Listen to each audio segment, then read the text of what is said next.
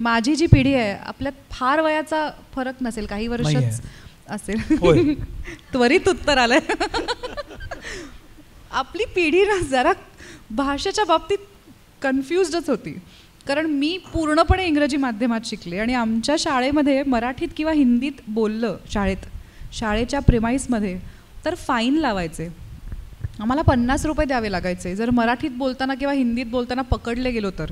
इंग्रजीतच बोलावं लागायचं आणि इतकं इंग्रजी इंग्रजी इंग्रजी इंग्रजी असं बिंबवलं डोक्यावर, कारण आता ग्लोबल सिटिझन्स होणार आणि आता इंग्रजीशिवाय काय पर्याय नाही आणि मोठे झाल्यानंतर इंग्रजीला काही म्हणजे काही त्याला पर्यायच नव्हता. आता इंग्रजीतच तुम्ही बोलायचं, सगळं इंग्रजीत शिकायचं. मग BBC बघा, आम्हाला सगळे टीचर्स अजून नवीन नवीन पुस्तकं आणून द्यायचं. चार्ल्स डिकन्स वाचा, हे वाचा, ते वाचा.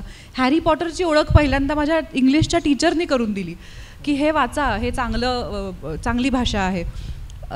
तर इतकं इंग्रजी इंग्रजी, आणि आता जेव्हा मी इंग्रजीत बोलते तेव्हा मला खूप बोलतात सगळे. तर मी तर खूपच कन्फ्युज्ड जनरेशनमधली आहे, कारण आमच्या लहानपणी तुमच्यापैकी अनेकांवर हे बिंबवलं गेलं असेल की इथून पुढे फक्त इंग्रजीतच बोलायचं. आणि आता असं झालंय की लाज वाटते का मराठीत बोलायला. तर मी खूप कन्फ्युज्ड असते या बाबतीत.